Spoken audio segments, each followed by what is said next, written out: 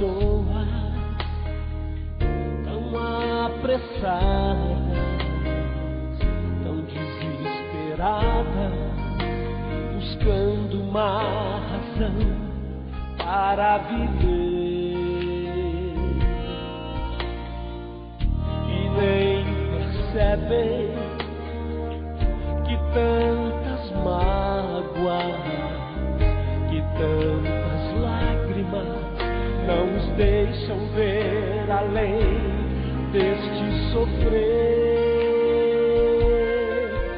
O que mais precisamos é de um coração sincero, de olhos bem abertos, pra podermos ver seu amor, guiando nossa história em cada passo. Deus nos amparou, seu amor nos guia para a glória de um lar eterno que Cristo preparou. Cada dia que vemos nascer, se no peito o coração bater, se estou vivo, é graças ao poder do seu amor.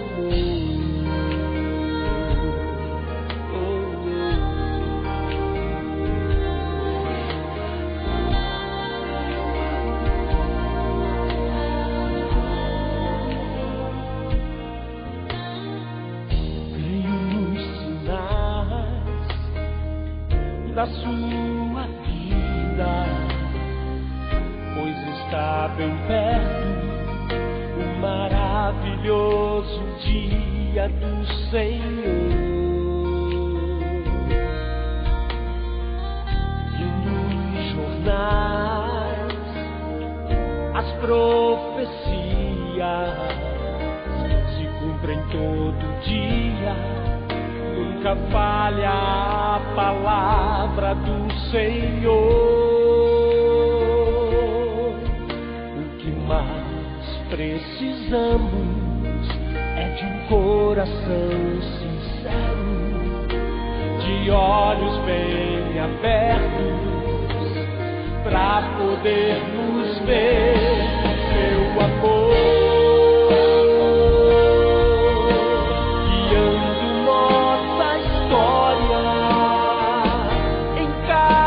Passo, Deus nos amparou, seu amor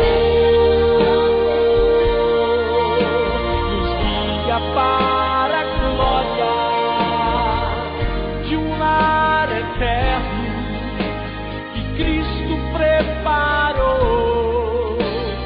Cada dia que vemos nascer, se no peito o coração bater, se estou vivo, é graças ao poder do seu amor.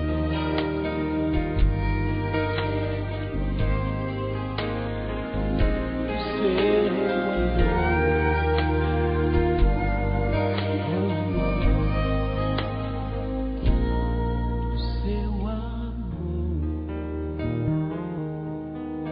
Boa noite a todos. E aí, tudo em paz aí? Cachorro continua morto?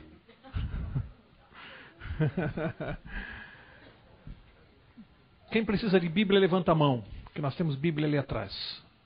Eu vou pedir a algumas pessoas aqui da igreja, se puderem se assentar ao lado das nossas visitas, para ajudarem a localização mais rápida das passagens, para a gente poder ganhar tempo, né? Vamos lá? Todo mundo já está com Bíblia aí? Todo mundo com Bíblia? Podemos começar?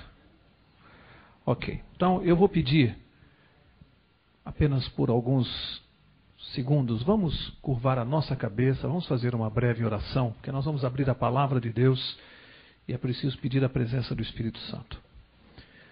Senhor nosso Deus, nosso Pai, neste momento solene em que vamos tirar aqui alguns minutos para conhecer um pouco da palavra, o nosso pedido é que o Teu Espírito esteja aqui em nosso meio, não só com aquele que fala, mas também com os que ouvem, para que possamos extrair esta noite os ensinamentos que o Senhor quer nos transmitir. Não permita que haja nenhuma interpretação humana, nenhuma interferência, mas que a Tua palavra, e somente ela, possa penetrar na nossa mente e no nosso coração. É a nossa oração no sagrado nome de Jesus. Amém. A semana passada quem não veio, vou fazer aqui um minuto de uma síntese rápida, nós falamos daquele anjo que foi expulso do céu por Deus. Estudamos aqui que houve uma guerra no céu, um anjo, aquele que ocupava a principal função no céu, guardava o trono de Deus. Segundo o relato que estudamos aqui, era um anjo dotado de muita inteligência, muita beleza, muita riqueza, muito poder. Esse anjo principal, chefe dos anjos no céu, a Bíblia o chama de querubim, uma categoria superior de anjos, ele foi expulso do céu nesta guerra. E estudamos aqui as razões, o orgulho dele, ele era tão abençoado por Deus, tinha tantos dotes, que por orgulho ele quis tomar o lugar de Deus, ele quis ser igual a Deus. E esta foi a razão pela qual ele foi expulso do céu, e o relato bíblico diz que ele foi expulso para a terra. Exatamente aqui, o nosso planeta onde nós estamos. E aí eu perguntei aqui, será que isto explica isso que nós estamos vivendo hoje? Sofrimento, confusão, guerras. Este anjo veio, segundo o relato bíblico, com 1/3 dos anjos do céu foram expulsos com ele. 1/3 de anjos são milhões e milhões de anjos. Esses seres invisíveis, dotados de uma capacidade superior ao do homem, estão aí, habitando o nosso planeta, sem serem vistos, sendo chefiados pelo anjo rebelde. Aí dissemos uma coisa, para introduzir o estudo de hoje, que ele foi expulso do céu para a terra, e ao vir para cá, como é que nós, seres humanos, nos envolvemos com ele? Como é que começou esse problema? Aqui na terra. Vimos lá no céu. Hoje nós vamos ver o que aconteceu aqui na terra. Antes de abrir a Bíblia, eu quero dizer uma coisa. Quando Deus expulsou esse anjo no céu, ele chamava-se Lúcifer. Lúcifer quer dizer portador de luz. Que luz ele portava? A luz própria? Ele guardava o trono de Deus. Ele portava a luz que vinha do trono de Deus. Lúcifer quer dizer isso. Ao ser expulso aqui para a terra, ele mudou de nome. Passou a chamar-se Satanás, que quer dizer o adversário. Satanás quer dizer o adversário. De quem? Faz assim com o seu dedo. Meu adversário, nosso. Ele é o nosso adversário. Foi expulso e passou a chamar-se Satanás. Quando Deus o expulsou, não é que Deus deu esse planeta para ele governar. Não. Deus deixou que ele pudesse eventualmente desenvolver o seu plano de governo aqui, mas dependia de uma coisa. Ele recebeu 3 limitações quando ele foi expulso do céu. A primeira era de tempo. Ele foi expulso para cá, mas não para ficar todo o tempo aqui. Deus deu a ele um tempo aqui. Segundo a Bíblia, nós vamos estudar mais adiante, esse tempo já está no fim. Então ele tinha uma limitação de tempo. Não é para toda a vida, não é eternamente. É apenas um tempo. Nós vamos ver mais adiante por quê. A segunda limitação que Deus impôs para ele é de espaço. Não em qualquer lugar do universo, do mundo. Não, apenas na terra. Ele só tinha permissão para estar na terra. Outra limitação, a segunda. E a terceira, e a mais importante, que tem a ver com o nosso estudo de hoje. Não em qualquer lugar da terra. Deus deu a ele apenas uma limitação, um espaço territorial. Uma árvore para ele habitar. Uma árvore que estava colocada no meio do jardim do Éden. O jardim havia várias árvores, as árvores tinham frutos. E esses frutos tinham alimentos que davam ao homem, Deus tinha o projeto de criar o homem e a mulher. Essas árvores dariam ao homem qualidade de vida, ar puro, alimentos que pudessem dar vida eterna. E aquele anjo estava confinado a uma única árvore que estava no centro do jardim. Por que isso é importante? Porque ele não tinha permissão de vir até o homem e ter contato com o homem. Deus não deu essa permissão a ele. Porque ele é um anjo com muito mais poder do que nós, com muito mais sabedoria, nós não teríamos como enfrentá-lo. Ele nos enganaria com facilidade. Deus determinou ao homem, e é o que eu vou começar a ler, impôs uma restrição. Satanás só teria permissão para ter contato com o homem numa única condição: se o homem desobedecesse a Deus. Por que razão? Problema do livre-arbítrio. O anjo diria assim: peraí, deixa ele escolher livremente. Deixa o Mauro escolher. Se ele quiser vir falar comigo, o senhor não pode impedir. Ele está usando o livre-arbítrio dele e Deus tem que respeitar. Então dependeria de nós desobedecermos a Deus para que ele tivesse acesso a nós. Vamos ver se essa história que eu resumi aqui está na Bíblia ou se eu inventei. Abra lá comigo, Gênesis capítulo 3. E vamos ver, primeiro vamos ver o finzinho do capítulo 2. Gênesis 2, eu fiz aqui um breve resumo. Gênesis 2, leiam comigo o verso 16. Acharam? Logo na primeira, segunda, terceira página da Bíblia. Na Bíblia de vocês é a página 4. Tá bom? Acharam? Gênesis capítulo 2. Vamos ler juntos o verso 16. Diz assim: ordenou o Senhor Deus ao homem, dizendo: de toda a árvore do jardim comerás livremente, mas da árvore do conhecimento do bem e do mal, dela não comerás, pois no dia em que dela comeres, certamente morrerás. Vamos analisar algumas coisas importantíssimas aqui. E isso, estudo de hoje, nós vamos voltar a falar disso em vários estudos aqui. Muitas vezes nós vamos passar de novo por isso aqui. Tamanha a importância. Veja, Deus colocou o anjo rebelde no centro do jardim, na árvore maior, a mais bonita, a mais central. E disse ao homem: olha, das árvores aqui do jardim, criou Adão, criou Eva, e disse: das árvores aqui vocês podem comer de todos os frutos. Só não podem se aproximar e nem comer daquela árvore que está no centro do jardim, a mais bonita. E Deus disse a eles, contou toda a história do céu, a rebelião, contou tudo para o casal. O que aconteceu lá, que aquele anjo havia se rebelado e que eles não se aproximassem. Eu quero parar aqui para analisar algumas coisas. Primeiro, alguém poderia dizer: peraí, Mauro, mas por que Deus foi colocar o anjo logo na árvore central, na mais bonita, na maior, na que estava no centro? Não é muita tentação para o casal? Por que Deus colocou logo naquela, na maior, na mais bonita, na central? Por que você acha que Deus fez isso? Deus não queria que eu e você disséssemos assim: ah, eu acabei comendo do fruto por engano, porque estava naquela árvore escondidinha e eu não me lembrei qual era e me aproximei e foi por engano. Foi sem querer. Não, não. Olha, eu coloquei no meio a mais bonita, a maior, a central, para que você não se confunda. Para que você não se engane. Mas, Senhor, precisava ser na mais bonita? Sim, porque as coisas do inimigo na nossa vida também virão através das coisas mais bonitas. Senão, eu não seria tentado, nem você.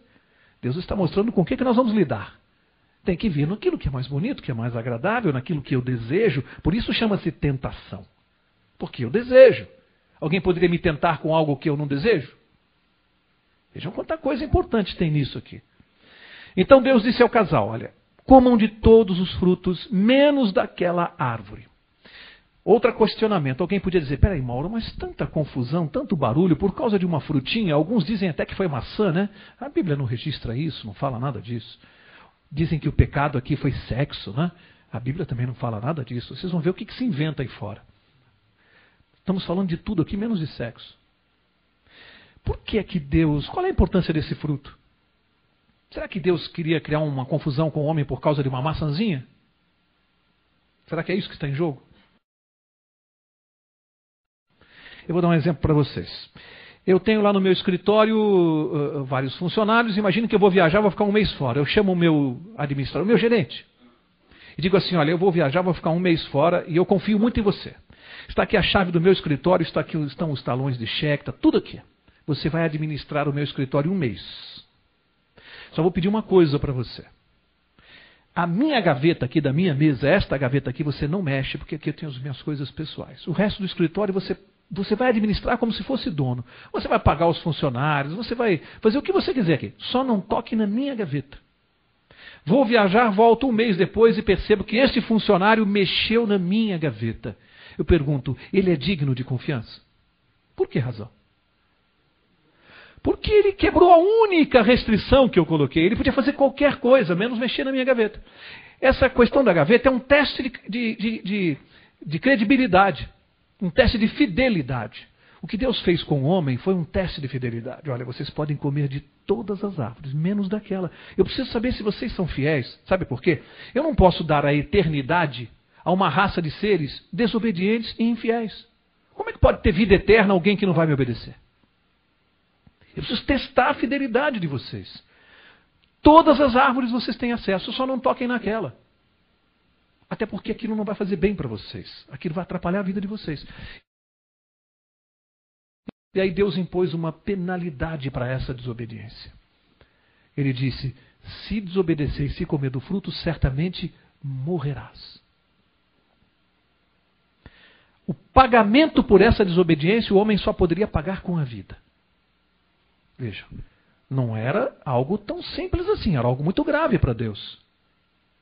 E eu quero fazer uma outra colocação aqui, que a morte, sob o ponto de vista de Deus e bíblico, ela é uma bênção. Porque Deus sabia que no momento em que houvesse a desobediência, o homem teria contato com o mal. Lemos? A árvore do conhecimento do bem e do mal, porque o mal estava nela, personificado pelo criador do mal, Satanás. Deus não queria que eu e você tivéssemos contato com o mal. O mal não fazia parte da nossa experiência no plano de Deus. Deus queria nos poupar de ter contato com o mal. Mas Ele sabia que no dia que nós tivéssemos contato com o mal entraria na nossa natureza e faria parte, chama-se pecado. Entra na nossa natureza. E isso ia causar tanto problema para a nossa vida, que Deus tinha que impor um limite, tinha que fazer cessar a nossa vida com a morte. Vou provar que a morte é uma bênção. Imagine uma pessoa hoje com câncer terminal, com dores horríveis, se ela não morresse, se ela fosse imortal. Você já imaginou um sofrimento desse? Deus sabia. A morte faz cessar o sofrimento humano, porque o pecado conduz ao sofrimento. Então a morte foi uma bênção de Deus, porque Ele sabia as consequências. Ele disse, olha, se vocês tiverem contato com o mal, por amor a vocês, eu preciso colocar um fim, um limite no tempo de vida de vocês, senão vai se tornar insuportável. Vejam quantos conselhos por amor. Alguém também podia dizer assim, peraí, Mauro, mas puxa vida, que Deus chato esse, eu não posso fazer nada que é bom. É a mesma coisa que eu vou ao zoológico, tem lá a jaula do leão, e tem uma placa que o administrador do zoológico coloca assim, ó, não coloque a mão na jaula do leão. Tem cabimento eu chegar lá e falar assim, pô, mas que administrador chato, mandão, não posso nem colocar a mão na jaula do leão? Essa placa é uma sinalização de amor por você, por respeito à sua vida. Deus colocou uma placa lá na árvore e disse assim, não chegue até lá, não vá até lá, não toque. Isso não é uma coisa tirana nem de um mandão, é por amor a nós. Deus não queria que nós tivéssemos contato. E aí, o que aconteceu? Vamos ver o que aconteceu? Agora Gênesis capítulo 3, verso 1. Vamos ver o que aconteceu. Gênesis 3:1 diz assim, ora, a serpente era o mais astuto de todos os animais do campo que o Senhor Deus tinha feito. Esta disse à mulher, é assim que Deus disse, não comereis de toda árvore do jardim? Para quê? Em primeiro lugar, quem é essa serpente aqui? Estudamos na aula passada, lá em Apocalipse 12. Estão lembrados? Quando o dragão, que eu disse, o diabo, Satanás, a antiga serpente, lembram-se? A Bíblia diz quem é a serpente. Significa que aqui não era somente um animal conversando com Eva. Nós temos aqui a primeira cena de incorporação na Bíblia. Ali estava Satanás falando através da serpente. E tem gente que acha que ele não existe. Você já viu serpente falando? Uma cobra falando? E ela começou a conversar com a mulher. Vejam, primeira pergunta. Como é que a serpente estava conversando com Eva se ela não tinha permissão para sair da árvore? O que aconteceu? Eva foi até a árvore. Eu imagino, aqui na minha cabeça, que foi mais ou menos assim. Os dias iam passando, ela comia de um fruto aqui, o outro ali, olhava para a árvore. E pensava assim, o que será que tem ali que eu não posso ver? que será que Deus não quer que eu veja? Aí continuava comendo dos frutos e olhando para a árvore. E cada vez ela foi chegando mais perto, e chegava e olhava, e espiava, dizia, o que será que tem ali, hein? Já viu a curiosidade humana? Bastou você colocar uma proibição e o ser humano quer ver. Bastou proibir. Eu fico pensando o seguinte, gente, a mulher é um ser especial e diferente. É diferente. Normalmente o homem é mais seco. Normalmente, há algumas diferenças, mas normalmente o homem é mais seco de poucas palavras, né? A mulher já é mais de conversar, é da natureza feminina. Eu estou imaginando que essa conversa não foi assim como, né? Não começou logo nessa frase. A Bíblia é mais objetiva. Mas eu imagino que quando Eva foi se aproximando, chegou pertinho e ficou olhando, e já estava ali na árvore, onde ela não deveria estar. Onde ela não deveria estar. Eu estou imaginando que ela ouviu uma voz. Ei, pss. E ela achou... Gente, vamos imaginar, só pode ter sido assim, uma serpente falando, ela achou aquilo maravilhoso. Como é que a serpente está falando? E aí a serpente começou a buscar um diálogo com ela. Eu quero mostrar como o ser humano gosta de ficar contemplando o que é perigoso e o que é proibido. O ser humano vai chegando perto daquilo que não presta e fica ali dando atenção, dando tempo. E a tentação é assim, ela vai te enredando sem que você perceba. Você vai se envolvendo e você pensa assim, não, isso aqui eu não vou fazer nada, eu só quero olhar. Eu não vou fazer, eu só quero ver como é. Eu só quero ir lá para ver como é que é.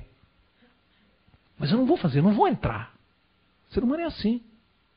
E essa árvore que está no meio do jardim do Éden com a proibição, ela está hoje aqui na nossa vida? Tem um monte de árvores na nossa vida. Tem umas arvorezinhas à noite aí piscando assim, ó, uma luzinha vermelha escrito assim, boate. Tem várias. Que Deus fala assim, não vai lá. Lá não é lugar para você. Aí a gente fica assim, né? O que será que tem lá dentro, hein? Como é que deve ser, hein? Eu só vou dar uma espiadinha. É assim que funciona. Esse papo é atual, gente. Não tem nada de história da carochinha, não. Deus está falando conosco hoje. O que Eva foi fazer lá? E de repente ela já está conversando com a serpente. Você acha que ela desconfiou que era Satanás? Sim ou não? É claro que não. Ela nunca podia imaginar que estivesse conversando com o próprio diabo. Ela achou que era uma serpente falando e que aquilo era lindo, que era diferente. Ela não sabia, ela estava sendo enganada. Qual é a lição que eu tiro? Mais uma lição para mim. O diabo nunca vai aparecer na minha vida e na sua com um crachá escrito diabo. Eu sou Satanás. Não. Ele vai aparecer como ele se incorporou numa serpente. Ele vem numa mulher bonita, vem num homem bonito, vem através do dinheiro. Então era um animal colorido e falando. A Eva achou aquilo maravilhoso. Agora, vamos começar a prestar atenção na estratégia do inimigo. Prestem atenção nesse diálogo e vocês vão ver como é que o inimigo age hoje. Toda a estratégia dele está revelada aqui. A maneira como ele age no mundo, como é que ele nos enreda. As filosofias que estão aí no mundo, você vai identificar as digitais do inimigo de Deus numa série de filosofias que nós temos contato todos os dias. Porque vocês vão ver o autor da tese. Quem é o autor das teses que nós andamos consumindo hoje? Teses aparentemente bonitas.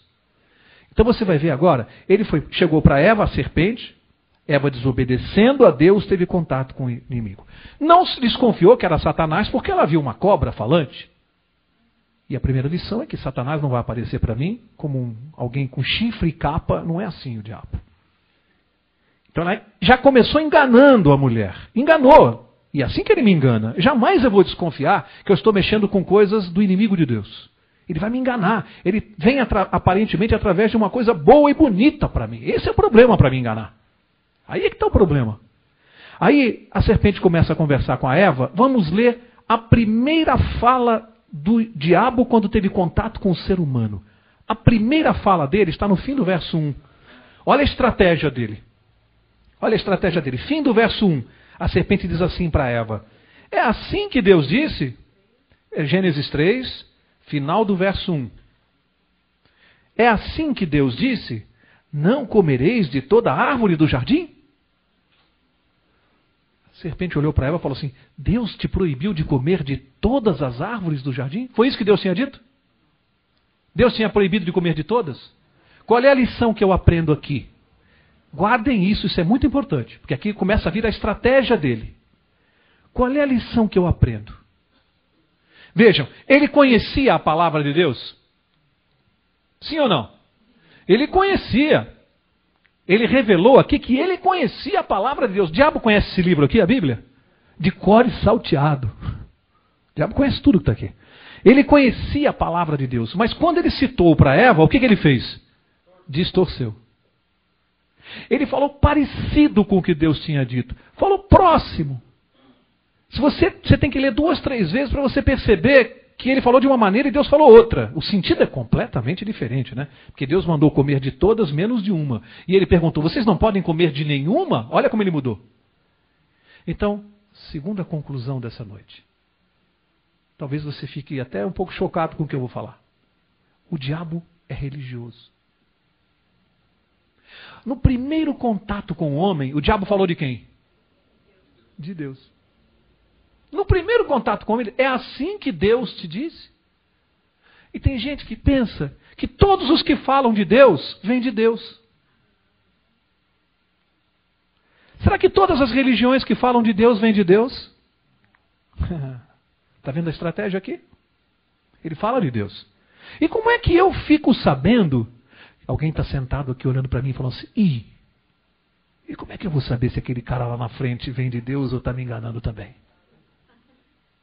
Ué, não é uma boa pergunta? E como é que você vai saber? Só tem um jeito. Você tem que saber o que Deus disse, ler aqui com os seus olhos, conferir você mesmo o que Deus disse, para você saber se o que estão te dizendo confere ou não. O que você não pode é não ler a Bíblia, deixar os outros ficarem falando, aí você fica ouvindo lá, sem ler. Como é que você vai saber se estão mentindo para você ou não? Leia você a Bíblia. E você vai ver quanta besteira se fala com a palavra de Deus na mão, assim, ó, com a Bíblia aberta. Só que a pessoa não está lendo o que está escrito ali. Está falando outra coisa. Leia você a palavra de Deus para você saber se estão mentindo para você. A única maneira de você que veio aqui saber se eu estou mentindo para você é você ler comigo e ver se eu estou dizendo a mesma coisa ou se eu estou lendo outra coisa aqui. Então o diabo teve contato com o homem, falou de Deus. Distorceu a palavra de Deus.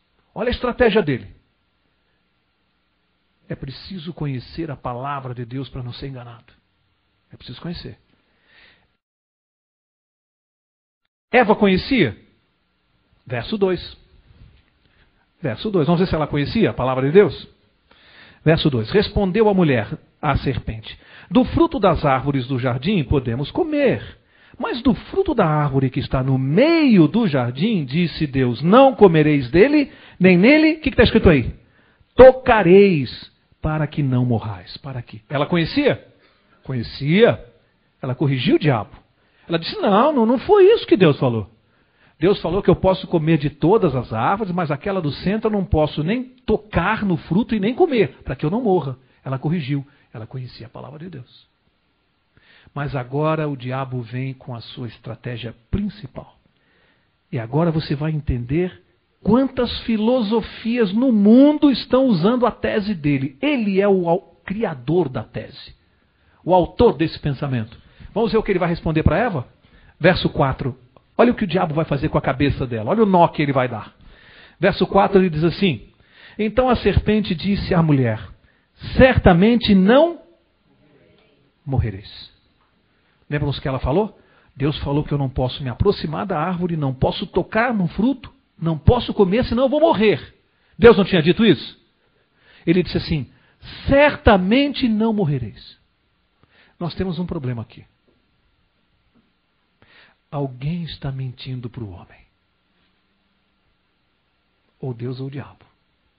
Porque Deus diz que morre. O diabo diz que não morre. Alguém está mentindo. Alguém está mentindo para o homem.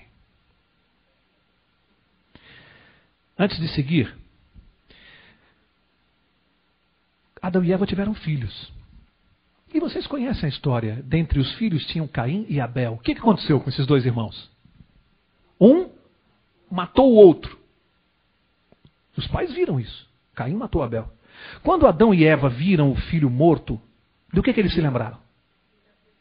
Eles já tinham visto alguma morte antes desse momento? Conheciam, sabiam que era morte? Adão e Eva? O que é morte para eles? Nunca viram? Quando viram o filho morto, o primeiro ser humano morto foi Abel. Quando eles viram, do que eles se lembraram? Do que Deus falou. Aí provavelmente foram questionar Satanás. Pera lá, então você mentiu para nós. Mas ele ia trabalhar com aquilo que é abstrato e o ser humano não tem condições de checar a informação dele. Ele disse assim, não, vocês é que não me entenderam. Quando você morre, o seu corpo morreu, a alma não morre. Quem é o autor da tese?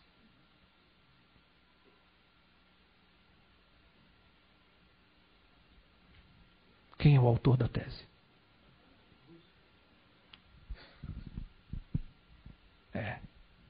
Eu falei que muitos talvez iam se chocar. Precisa conhecer a palavra de Deus. O mundo hoje está lotado de filosofias que dizem que depois que você morre, a sua alma não morre. O mundo não diz que você pode voltar aqui numa outra vida para viver num outro corpo, em tantas vidas, eu não sei quanto, que você já foi príncipe, rainha, voltou. Quem que criou essa tese? Foi Deus? Eu tenho condição de saber se alguém que morreu pode voltar? Eu tenho condição? O Satanás lidou com aquilo que é abstrato, que o ser humano não tem como checar.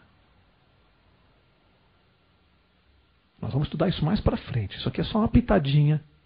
Isso faz parte mais para frente do curso. A gente vai falar do que acontece depois que a gente morre. A Bíblia fala tudo isso, mas não é assunto de hoje. Só quero mostrar para vocês como toda a estratégia do diabo está revelada aqui. É só ler. É só ler. Você vê toda a estratégia dele. Existe um autor para esta tese e não foi Deus. Vamos seguir? Antes de seguir, quero dizer uma coisa. Olha o perigo. O diabo costuma provar os seus argumentos diante dos olhos daqueles que não são fiéis a Deus. Ele costuma provar os seus argumentos e eu vou mostrar isso para vocês. O perigo dele é que ele prova o que ele está falando. Diante dos olhos dos que não são fiéis. Porque os que são fiéis a Deus não são enganados. Mas os que são infiéis, os que desobedecem, ficam à mercê do show pirotécnico que ele faz. Ele é um verdadeiro mágico. Vamos ver o que ele vai fazer com a Eva aqui, que se acha extremamente inteligente e esperta. Aqui mostra o ser humano lidando com o diabo e menosprezando o poder que o diabo tem. Brincando com isso. Agora vamos ver verso 5. Olha o que ele disse. Além de dizer que não morre, ele disse assim: porque Deus sabe que no dia em que comerdes desse fruto, os vossos olhos se abrirão, conhecendo o bem e o mal. Olha só o que ele disse para ela. Além de dizer que não morre, chamou Deus de mentiroso, né?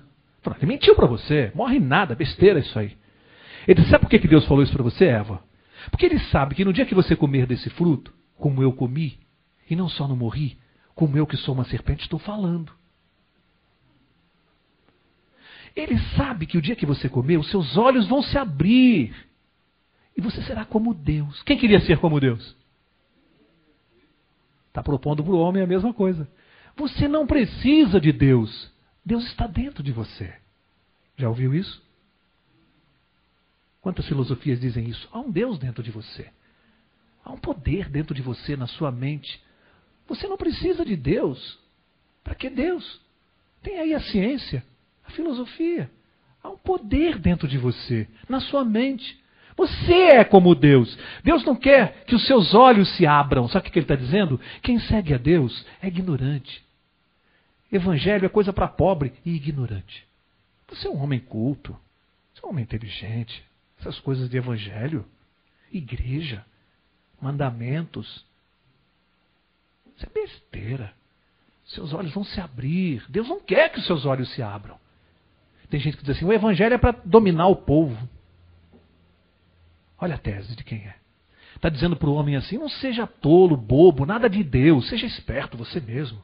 Você não precisa de Deus para nada. Seus olhos vão se abrir, você vai ser muito melhor. Se liberte dessas limitações que o evangelho impõe. Virgindade, casamento, são coisas antigas. Mundo moderno, que isso? Seja feliz. Se você precisar ter 10 mulheres para ser feliz, tenha. Não gosta mais? Separa.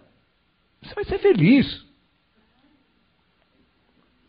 Olha, eu costumo dizer assim, uma mulher só já deixa a gente doidinho. O cara que tem 2 mulheres ou 3 vai ser internado logo, logo. Por isso que Deus foi sábio, é para ter uma mulher só na vida. Mais de uma é problema. Eu digo isso para os meus amigos. Vamos seguir. Vamos em frente. Tem que brincar um pouquinho para quebrar um pouco. Eu brinco de propósito. Agora só, vocês estão observando a estratégia? Estão vendo que essa conversa... Estamos falando aqui de maçã, né? Essa conversa aqui é maçã? Estão percebendo a profundidade do que está acontecendo aqui? Desse diálogo? Olha, o que está acontecendo aqui nesse diálogo? Agora ele vai provar o argumento para Eva. Vai provar. Olha só, verso 6. Presta atenção. Vendo a mulher que aquela árvore era boa para se comer, agradável aos olhos, árvore desejável para dar entendimento. Vejam, entendimento. Tomou do seu fruto e comeu, e deu também a seu marido, que estava com ela, e ele comeu. Olha só. A árvore era agradável, desejável. Olha a tentação. Satanás não ofereceu para ela o que ela não queria, ofereceu o que ela achava bonito. Lição para mim e para você. Tentação é uma coisa que sai da fábrica do diabo, personalizada. Ela sai com rótulo, com o seu endereço, o seu nome. Satanás não perde tempo de te tentar com aquilo que ele sabe que você não gosta. Eu, por exemplo, não fumo e não bebo. Ele vai me tentar, vai mandar alguém me oferecer bebida e cigarro? Não vai perder o tempo dele com isso. A tentação, quando vem para o Mauro Braga, ela já sai da fábrica de saia. Já vem com rótulo. Mas é assim, gente. A gente está falando coisa séria aqui para vocês. Ele não perde tempo. Ele conhece a sua fraqueza, ele sabe qual é. Quando ele manda uma tentação para você, ela vem com rótulo. É para te derrubar. Ele sabe o que você gosta. É com esse inimigo que você está lidando. Aqui, ele conhecia a mente de Eva, conhecia a cabeça dela. E ele propôs a ela o que ele sabia que ela ia querer. Aí diz a Bíblia que ela tomou do fruto. Lógico, antes de botar na boca e comer, o que ela fez? Pegou da mão do diabo. Olha agora o argumento. Eu não falei que Deus estava mentindo para você? Você pegou o fruto e você não morreu. O argumento não era forte? Ela disse que Deus mandou não tocar nem comer. Está vendo? Você pegou e você não morreu. Para ela o argumento era muito convincente. Era muito forte. Mas Deus falou que ela morreria no dia que ela comesse? Certamente morrerás. Enganou a Eva. Está vendo? Você pegou e não morreu. Deus não falou que ia morrer na mesma hora. Só que para ela o argumento era muito convincente. E assim ele faz com todos aqueles que desobedecem a Deus.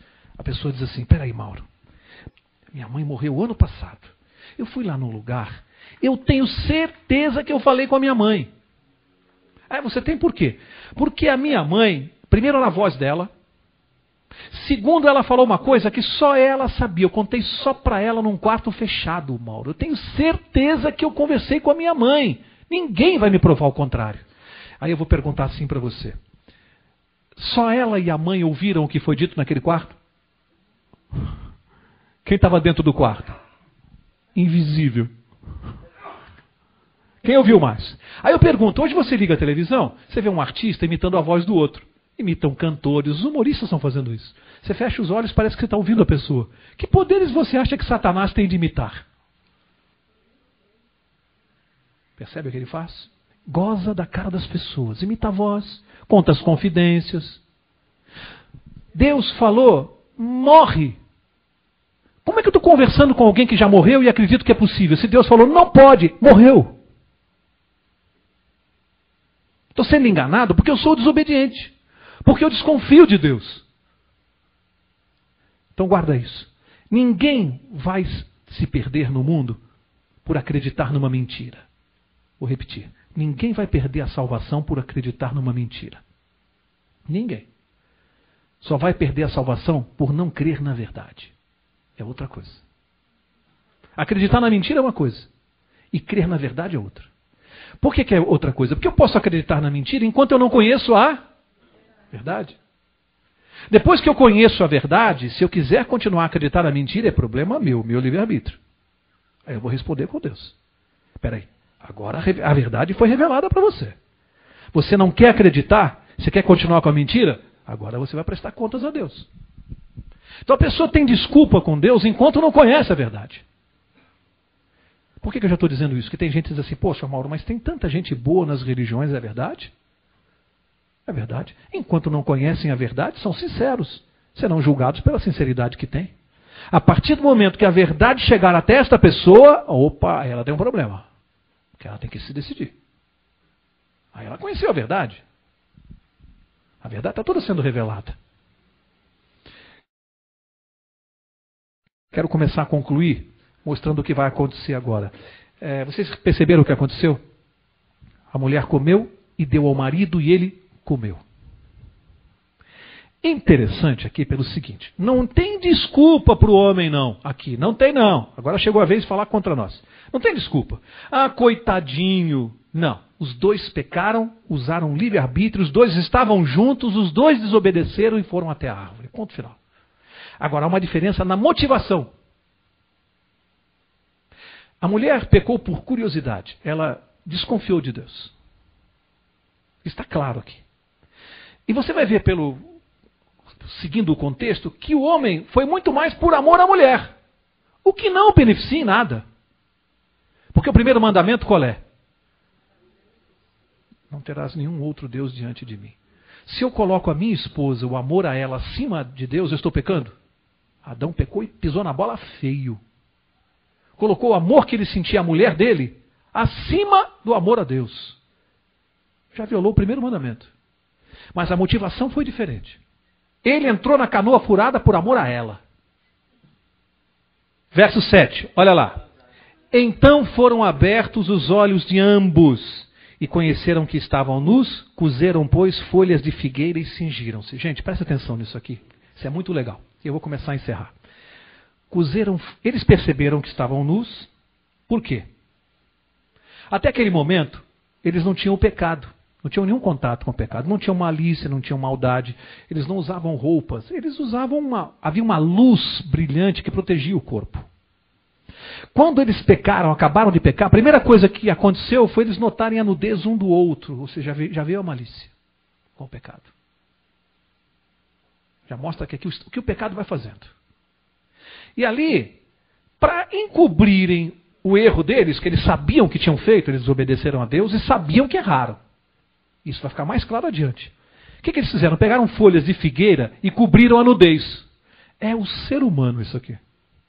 O homem, quando faz besteira e quer encobrir a sua besteira, ele faz uma roupa de folha de figueira. Quanto tempo dura uma roupa de folha de figueira? Quanto tempo?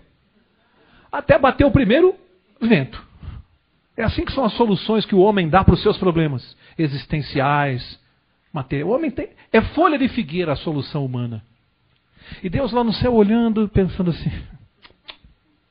Sabe quando o pai olha para a criança fazendo aquela besteira e fica olhando e fala assim, amo tanto esse meu filho. Olha que gracinha que ele é. Deus olha assim para nós. Quer ver como ele olha? Olha o verso seguinte. O casal fez folha de figueira, uma roupa ridícula. Né? Um modelito ridículo. Verso 8. Então, ouvindo a voz do Senhor Deus, que passeava no jardim, pela viração do dia, esconderam-se o homem e sua mulher da presença do Senhor Deus, entre as árvores do jardim. Mas chamou o Senhor Deus ao homem e lhe perguntou, onde estás? Ele respondeu, ouvi a tua voz no jardim e tive, o que diz aí? Medo, porque estava nu e escondi-me. Gente, olha essa história aqui. O cara pega, faz roupa com folha de figueira, chegou no final do dia, quando ouviram a voz de Deus chamando, se esconderam atrás de árvores. Deus estava vendo? Eu sempre conto a história do meu filho Paulinho, ele não está aqui. Paulinho, quando era pequeno, ele era gordinho. Bem gordinho. Eu chegava em casa, botava a chave na porta do meu apartamento, e ele, para brincar comigo, ele tinha 1 ano ou 2, né, mano? Ele saía correndo e tentava entrar atrás do sofá, entre o sofá e a parede, para se esconder de mim. Só que como ele era gordinho, ele ficava entalado, passava a cabeça e o tronco, e o bumbum e as perninhas ficavam para fora, porque ele era gordinho. E ele ficava com o bumbum e as perninhas para fora e a cabeça para trás do sofá. E eu vendo aquilo falava assim, cadê o nenê do papai? E ele ficava quieto. Cadê o nenê do papai? E ele crente que estava escondido de mim. Não é Adão e Eva atrás da árvore? Deus falando assim, cadê o nenê do papai? E os dois lá escondidos, achando que Deus não está vendo. Olha o ser humano. E quantos de nós andamos escondidos atrás das árvores da vida, nos escondendo de Deus? Atrás do dinheiro, atrás da fama. Olha as árvores aí. Ó. Você pode se esconder atrás de um monte de coisa, se esconder de Deus. Atrás da cultura. Olha as maneiras modernas de se esconder de Deus. Estão vendo as árvores? O papo é moderno aqui, gente. Isso aqui vale para nós. O homem continua se escondendo de Deus. Mas o que eu quero chamar a atenção aqui é que quando Deus chamou, cadê o nenê do papai? O casal disse que se escondeu porque teve medo. Agora eu quero que vocês pensem comigo. Todo dia, no final do dia, eles estavam na presença de Deus. Naquele tempo, antes do pecado, o homem via Deus. Adão e Eva conversavam com Deus. Foi o pecado que fez com que o homem não possa mais ver a Deus. Sabia disso? Antes o homem via, conversava com Deus. Adão e Eva conversavam com Deus. Todo dia, no final do dia, ia lá, Deus ia conversar com eles. Naquela tarde, depois do pecado, eles se esconderam de Deus e tiveram medo. Por quê? O que fez com que esse casal, que tinha um Deus amoroso, que conversava com eles todo dia, que brincava, o que fez com que depois do pecado eles tivessem só uma única coisa? Depois daquela conversa lá na árvore, vamos tentar imaginar o que o Satanás falou para Eva? Depois que ela tomou e comeu, aí ele deve ter dito assim: agora vocês vão conhecer o Deus. Eu já não estava falando lá no céu que o governo dele não é bom? Agora vocês vão conhecer esse Deus que quer se fazer de bonzinho, que diz que é amor. Deixa só a hora que ele descobriu o que vocês fizeram, e vocês vão ver o que vai acontecer com vocês. Sabe? Vocês vão voltar numa outra vida aqui, aleijado, cego. Dá para gostar de um Deus assim? Dá para ter medo, né? Quando Deus apareceu, o casal estava tremendo. Quem colocou o medo neles? Quem coloca na mente do homem medo de Deus? Quem convence o homem que Deus vai fazer você voltar aleijado aqui por um karma? Que seu filho vai nascer aleijado porque tem uma explicação numa outra vida. Quem colocou isso na cabeça do homem? O autor da tese. E o homem passa a ter medo de Deus. Você fica apavorado com Deus assim. Um Deus que castiga, que te devolve cego numa outra vida. Eu não consigo amar um Deus desse jeito. Quem colocou medo no homem? O inimigo de Deus. Ele colocou Deus como sócio dele na maldade. Deus é sócio de Satanás na maldade, né? Foi isso que ele fez. Ele é meu sócio. Eu faço mal aqui, mas ele faz também. E o homem acredita nessas histórias. Percebem a tese dele, as ramificações que tem? Agora, para encerrar, algumas mulheres podem ter achado assim, quando eu falei que o pecado de Adão foi por amor, as mulheres são românticas, né? Então alguma mulher deve ter pensado assim: mas que amor lindo. Pecou, mas foi por amor a ela. Vamos ver o que acontece depois do pecado com esse amor maravilhoso? Vamos ver? Depois do pecado, como é que fica esse amor maravilhoso? Verso 11. Perguntou-lhe Deus: quem te mostrou que estavas nu? Comeste da árvore de que te ordenei que não comesses? Deus sabia que eles tinham comido? Por que Deus perguntou? Você comeu da árvore? Como se Deus não soubesse, né? Parece aquela coisa da criança, né? Sai da cozinha. Paulinho era assim, né, Mar? Saía da cozinha aquele bigode de chocolate assim. Paulinho, você foi pegar chocolate na geladeira? Você é um homem com Deus. Você fez aquilo? A gente está todo borrado de chocolate, né? E Deus está perguntando: você comeu da árvore, meu filho? Agora vamos ver a resposta dele? Olha a resposta do homem apaixonado depois do pecado. Olha como é que é, ó. Verso 12. Disse o homem: a mulher que me deste por companheira deu-me da árvore e eu comi. Cadê esse amor maravilhoso? Vocês veem o que o pecado faz? Vocês veem o que o pecado faz? Já está acusando a mulher. Só a mulher ele está acusando? Está botando a culpa só na mulher? A mulher que tu me deste. Ela não é culpada sozinha, não. O senhor também é. Se o senhor não tivesse me dado essa mala sem alça,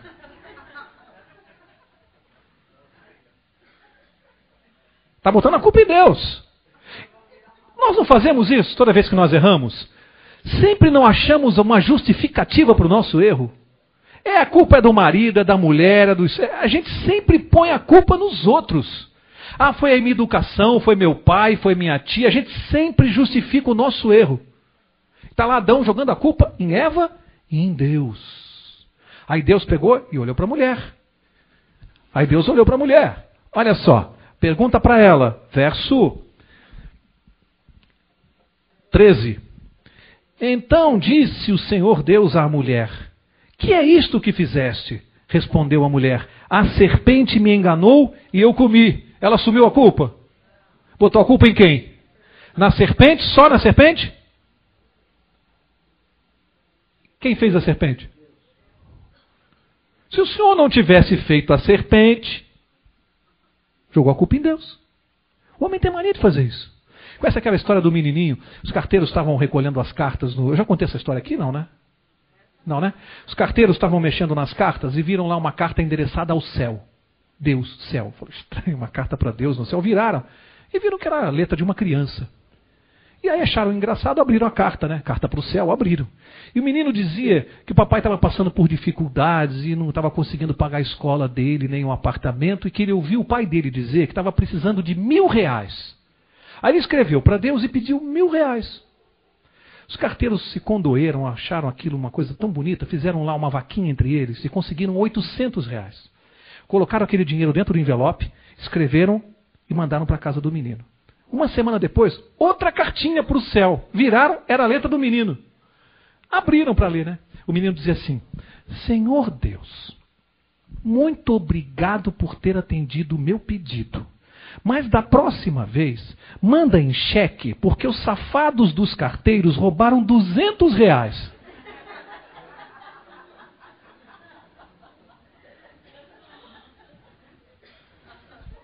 A gente faz isso com Deus, né?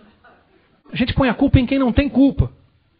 Aquele que quer nos ajudar, que quer nos salvar, a gente põe a culpa nele. Olha o ser humano aqui, acusando a Deus. O homem disse: a mulher que tu me deste. A mulher falou: a serpente que o Senhor criou. E agora, para encerrar, verso 15. Diz assim, olha o que Deus disse. E aqui são cenas dos próximos capítulos. Sexta-feira que vem. Aqui diz assim, olha o que Deus falou. Porém inimizade entre ti e a mulher, entre a tua descendência e o seu descendente. Este te ferirá a cabeça e tu lhe ferirás o calcanhar. Você quer saber o que é isso aqui? Você vai ter que vir na próxima sexta-feira para saber o que é isso aqui. O que Deus falou? Olha, leia comigo o verso 21. Leiam comigo o 21.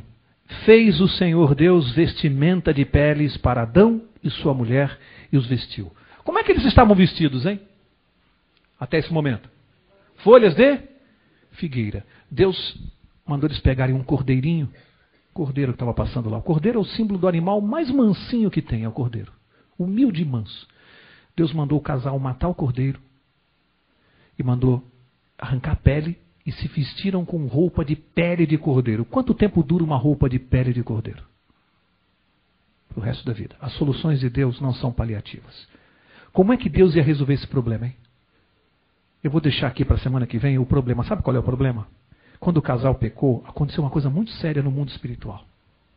O inimigo de Deus começou a rir. Leva isso para casa para você pensar até a semana que vem para você descobrir a solução do problema. O inimigo morreu de rir. Sabe por quê? Ele disse assim para Deus: checkmate. Te venci. Sabe por quê? Deus sempre disse que é amor e é. E ele também é justiça. Deus é amor e justiça. A tese de Satanás lá no céu é que é impossível conciliar as duas coisas. Ele diz assim, ou Deus é amor, ou ele é justiça. Não dá para ser as duas coisas. Ou você é amor e você perdoa tudo, ou você é justiça e você castiga. Deus tem uma lei no céu, uma lei eterna. Ele disse para o casal, se desobedecer, a penalidade será a morte. Quando o casal desobedeceu, Satanás começou a rir e falou que é checkmate pelo seguinte. Falou, agora, o senhor tem que matá-los. Desobedeceram. Eles têm que morrer. Onde fica o seu amor?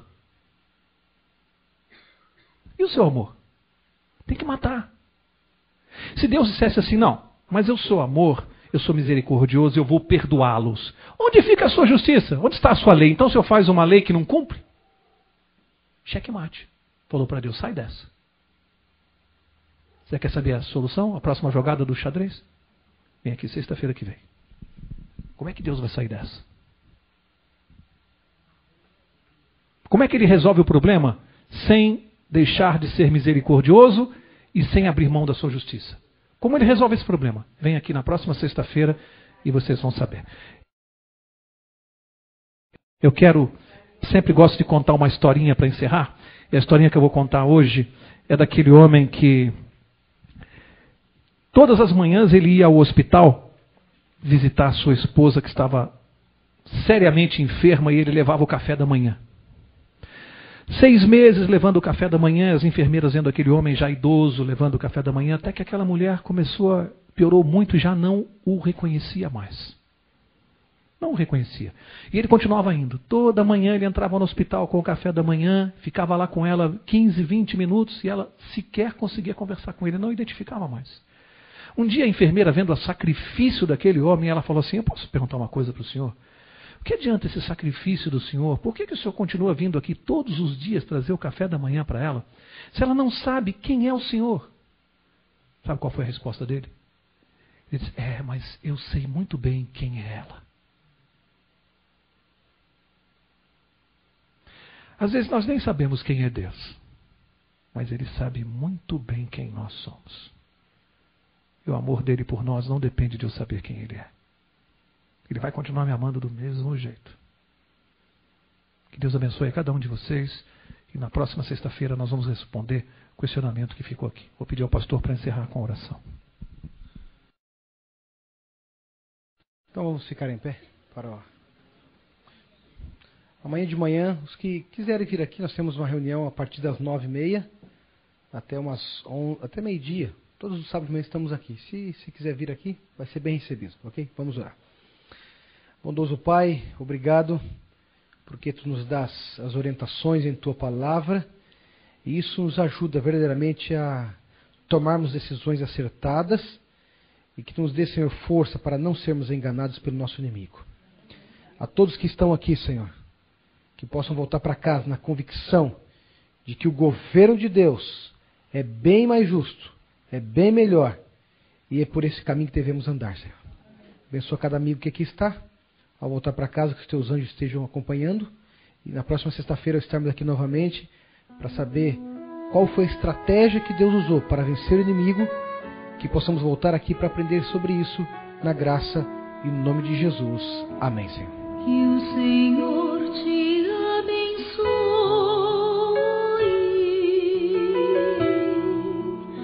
e te guarde. Que o Senhor faça resplandecer seu rosto sobre ti e de ti tenha misericórdia.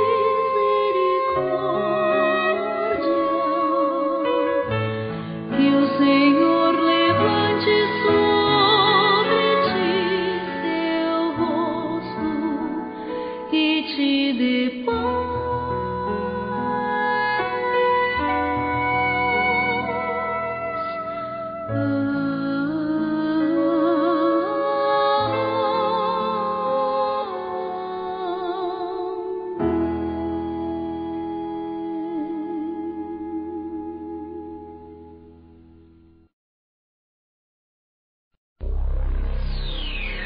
Sinais dos tempos. Todos nós já passamos por momentos de fraqueza diante de alguma situação. De tanto vivenciarmos conflitos sociais, desemprego, fome e miséria que atinge a tanta gente, por vezes nos sentimos fracos para encarar esta triste e cruel realidade. Por não podermos resolver por completo os problemas que nos assolam, sentimos que nossas forças vão aos poucos se acabando. Mas Jesus deixou um grande conselho aos que tentam lutar sozinhos. Sem mim, nada podeis fazer. Toda a força que você precisa para viver nestes dias tão difíceis está nas mãos de Jesus. Só Ele tem a solução certa na hora que você precisa.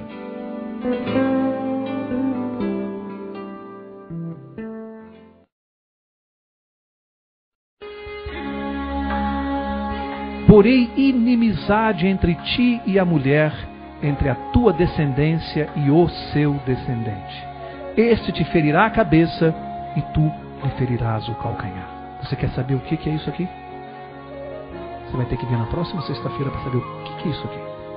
O que Deus falou?